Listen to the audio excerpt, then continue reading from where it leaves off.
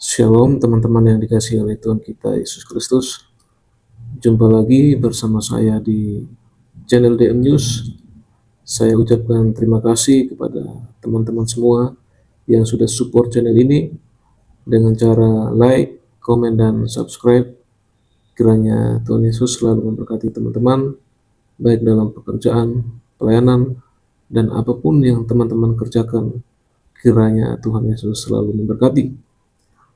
Teman-teman, dalam video kali ini kita akan melihat kesaksian dari seorang muhtadin yang masih sangat muda. Ia menceritakan pada waktu ia masih bersekolah, dia sering mendengar lagu rohani dari teman-temannya, dan ia menyampaikan bahwa ia sangat tidak senang dengan lagu-lagu rohani yang ia dengarkan. Teman-teman yang dikasihi oleh Tuhan kita Yesus Kristus, dalam hidup manusia ada kalanya hati terasa begitu keras, hingga setiap suara tentang Tuhan pun rasanya ingin ditolak. Begitu pula dengan dirinya. Setiap kali mendengar lagu rohani, ia merasakan penolakan yang kuat. Ia tidak ingin mendengar tentang kasih, anugerah, atau salib Kristus. Namun seperti tertulis dalam Yeskiel 36 ayat 26, Aku akan memberikan kepadamu hati yang baru, dan menaruh roh yang baru di dalam batinmu. Aku akan menjauhkan dari tubuhmu hati yang keras, dan memberikan kepadamu hati yang taat. Suatu hari tanpa ia rencanakan, sebuah lagu rohani terdengar di tempat ia berada.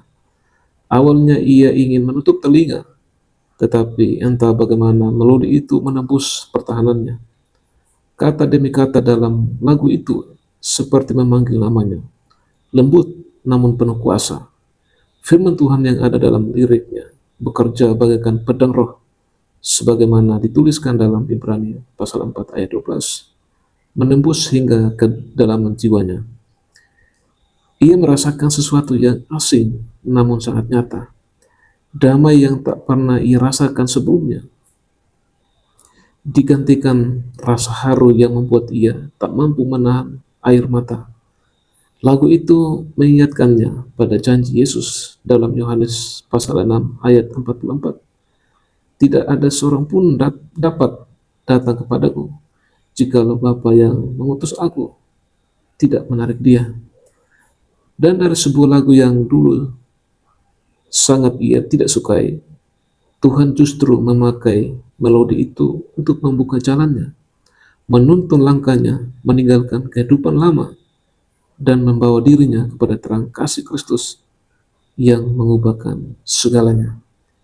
Teman-teman yang dikasihi oleh Tuhan kita Yesus Kristus, mari kita melihat atau menonton video selengkapnya tentang cerita seorang muhtadin ini.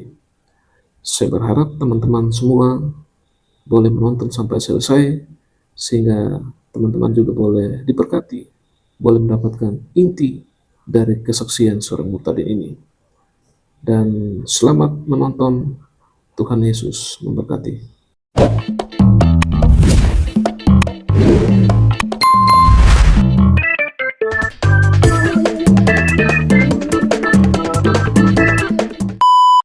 Oke, Hilda, gimana ceritanya Hilda?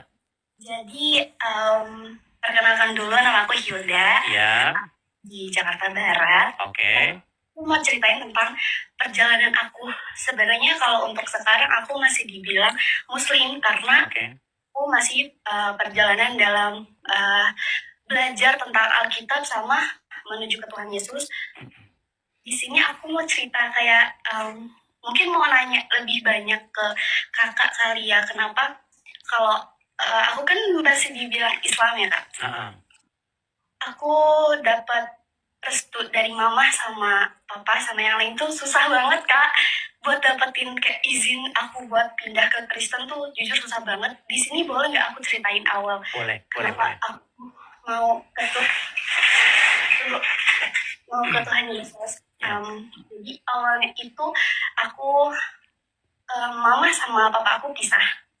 Oke. Jadi aku ikut sama mama dan aku sekolah sambil kerja. di SMP, sekarang aku udah SMK kelas 1, aku di sini kayak pindahlah aku kayak sama mama, dan aku kan waktu itu ada sempat problem ya sama mama, jadi aku keluar dari rumah itu aku jauh dari rumah, aku sama teman-teman aku sekolah, tapi masih sekolah tapi sambil kerja. Di situ di lingkungan aku teman-teman aku semuanya Kristen. Oke, jadi aku di sini maaf aku cerita sejujur-jujurnya, tapi bukan ngejelekin Kristen ya. Jadi awalnya tuh teman-teman aku, mereka orang sering banget denger lagu rohani yang bener-bener kayak aku tuh risih kak. Aku kayak apa sih gitu, kayak nggak asik banget nih lagunya, nggak enak gitu. Terus akhirnya aku kayak apaan sih, kenapa lu maaf banget kayak aku harus ngomong ini, kayak kenapa lu harus nyembah dia gitu. Akhirnya pas aku denger lagu itu tiba-tiba banget aku nangis kak. Nangis terus kayak kok jadi kepikiran ya. Besokannya nggak lama aku jadi suka lagu itu. Pertama kali lagu yang aku denger tuh yang lagu gereja, aku nyanyi Haleluya. Dan di situ tuh kayak aku besokannya langsung mimpi kalau aku tuh di dalam posisinya tuh gelap banget. Gelap. Dan nggak lama dari situ aku baptis. Oh, jadi sudah dibaptis? Belum, jadi di dalam mimpi itu. Oh, dalam mimpi itu, oke. Terus pas di dalam mimpi itu aku dibaptis, akhirnya aku mutusin buat oh ya udah untuk belajar ke Kristenan dengan baca Alkitab semuanya, tapi aku ada perlakuan yang gak enak dari teman-teman aku, dari yang teman-teman aku Islam. Jadi aku maaf banget harus ceritainnya, tapi emang ini beneran kejadian sama aku. Jadi dibilang kayak gini sama yang lain, kayak kenapa lu harus banget pindah dari yang Islam ke Kristen, kan dia nyembahnya patung lah, terus kayak ya udah lu sekarang makannya babi gini tuh sakit banget kak dengernya. Padahal kayak aku di situ lagi semangatnya buat baca Alkitab. Nah terus di sini aku mau nanya sama kakak kayak gimana sih gimana ya ngomongnya, kalau tanggapan kakak kalau misalnya kita ikut jalan Tuhan Yesus, kita gimana ya kak, dilecehin banget, ngerti gak sih? Ya, jadi apa yang Yesus ajarkan begini, berdoalah kepada orang-orang yang menganiaya kamu, jangan membalas kejahatan dengan kejahatan, kasihilah sesama manusia, bahkan orang yang memusuhi kita sekalipun. Seperti itu. Jadi dalam kekristenan itu, kita berbicara bagaimana Yesus itu memerintah di dalam hidup kita. Nah, kalau Yesus memerintah dalam hidup kita, artinya kita melakukan kehendak Dia. Kehendak Dia itu apa? Supaya kita itu hidup mengasihi sesama kita, seperti itu. Terus buat jadi sedih deh. Buat aku awalnya tuh kan izin ya sama mama buat aku pindah ke Kristen. Terus mama tuh sempet ngomong gini ke aku, kakek yaudah lu, aku disuruh keluar dari rumah, gak boleh tinggal di rumah. Terus akhirnya aku keluar dari rumah itu, dan mama udah gak mau nganggap aku lagi. Sampai mama gak ngabarin aku, terus nggak cariin aku kemana-mana. Tapi makin kesini tuh aku ngomong lah pelan-pelan ke mama kan, ya aku jelasin kalau aku pindah ke Kristen tuh bukan karena ikut teman-teman atau karena paksaan teman-teman aku tuh, enggak, aku karena dari niat hati kak. Itu kan. Terus akhirnya mama kesini-sininya tuh masih kayak izin aku, dan sekarang tuh boleh pindah ke Kristen, puji Tuhannya kayak gitu. Tapi aku mau nanya nih soal kak, sebenarnya aku sakit banget sih kak, kayak dengerin teman-teman yang ngomong ke aku tuh kayak nggak enakin banget, kayak dari yang makan inilah makan itulah, kenapa nyembah Tuhan lah. Aku kan orangnya overthinking banget ya kak. Kalau bilangnya nggak ngenakin kayak gitu tuh langsung kepikiran, itu gimana ya kak? Iya, seperti itu tadi. Intinya, kalau kita belajar hidup mengasihi, kita tidak perlu membalas apa yang mereka lakukan. Seperti itu. Intinya bagaimana kita menjadikan Yesus itu sebagai sosok yang mengendalikan hidup kita. Walaupun mereka berkata apapun, tetap kita menunjukkan atau membalas sesuatu yang mereka perbuat itu, yang jahat itu tetap dengan yang baik. Seperti itu. Oke. Kira-kira kakak ada dukungan gak ya buat aku kayak kalau gitu bisa misalnya di gereja atau bagaimana begitu? Gimana kak? Bisa mungkin mendatangi gereja yang terdekat, gabung dengan komunitas-komunitas Kristen yang lain. Banyak juga orang-orang Kristen yang tidak mencerminkan ajaran Kristus banyak, tetapi gabunglah dengan komunitas-komunitas yang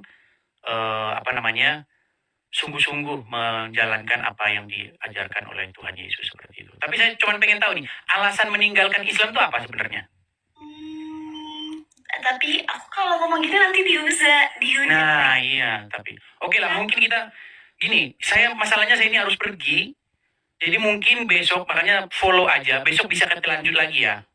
Oke. Atau nanti banyak kesaksian-kesaksian di room-room Kristen yang lain, boleh mampir-mampir aja cerita-cerita. Banyak room-room Nah, jadi teman-teman sekalian ya, banyak sekali memang orang-orang yang mendengar seperti ini, yang orang-orang seperti Hilda ini, tapi memang tidak berani bersuara. Nah, saya nggak mau bikin kamu mengungkapkan alasan kamu meninggalkan Islam. Takutnya orang-orang Islam itu pada, ya tahu sendiri kan kamu kan? Nah, seperti itu. Nah, beda dengan orang Kristen yang masuk Islam. Kalau orang Kristen yang masuk Islam, itu biasanya dipublikasi, bahkan didengung-dengungkan. Tapi kalau orang Islam masuk Kristen, takut mau ngomong. Itu udah dianggap sampah, Kak. Takutnya nanti dipersekusi seperti itu. Oke ya, ini saya Hilda, saya mau pergi dulu karena saya jam segini tuh harus mau ada kegiatan. Mungkin satu saat bisa kita sambung lagi ya. Amin, Kak. Makasih ya, Kak. Oke, terima kasih Hilda. Sampai ketemu lagi.